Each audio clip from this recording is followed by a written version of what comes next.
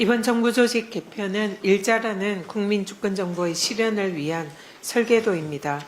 그동안 검찰권을 남용한 검찰청은 77년 만에 역사의 뒤안길로 사라지게 되었습니다.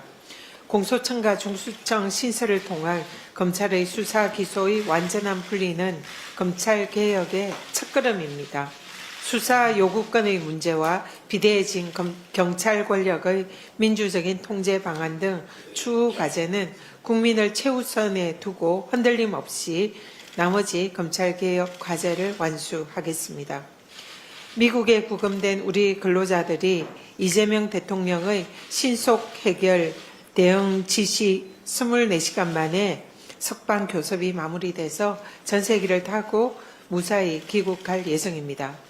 국민의 안전을 지키기 위해서 총력을 다해 주신 대통령과 관계당국, 기업인 여러분께 진심으로 감사드립니다. 이 와중에 이재명 정부의 실용 외교 탓을 하며 거짓 선동하고 있는 국민의힘은 도대체 어느 나라 정당입니까? 미국 입국 취업 비자 커트 할당 문제는 윤석열 정권에서 진작 해결했어야 하는 문제 아닙니까?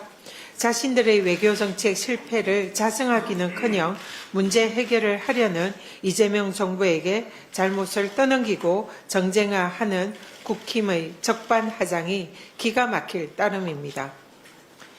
국민 안전보다 중요한 국익은 없습니다. 국익이 걸린 외교 문제를 정쟁화하려는 국힘의 자중을 촉구합니다. 오늘 이재명 대통령 주재로 여야 대표회담과 장동혁 대표와의 단독 회담이 차례로 열립니다. 지난 정권에서 2년 지나서야 이루어졌던 대통령과 야당 대표 회담이 이재명 정부 출범 직후부터 3개월까지 이미 3차례나 성사되었습니다. 말이 아닌 행동으로 협치와 통합의 리더십을 보여주고 있는 것입니다.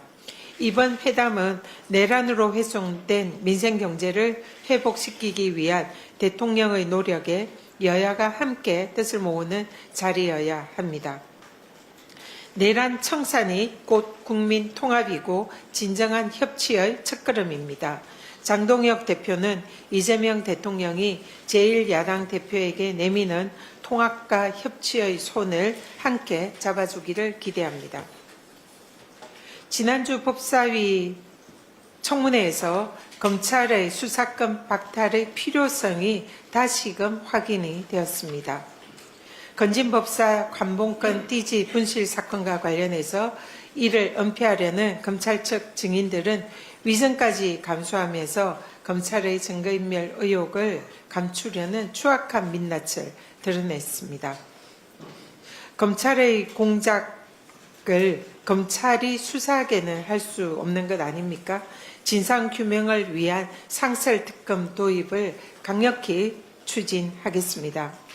잇따른 증언과 증거로 윤석열 정권 정치검찰의 이재명 죽이기 정치 공작의 실체가 계속 드러나고 있습니다.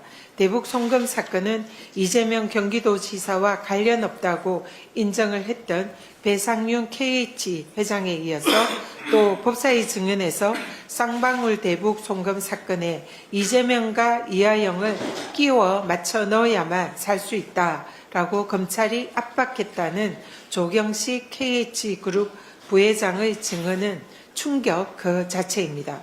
최근 남욱 변호사도 법정에서 검찰의 대장동 사건 공소 사실을 뒤늦게 전면 부인하고 나섰습니다.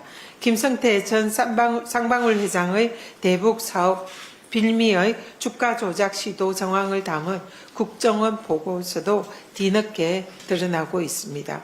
이 모든 윤석열 정권 하에서 이루어졌던 정치검찰의 정치 공작 전모를 반드시 파헤쳐야 합니다.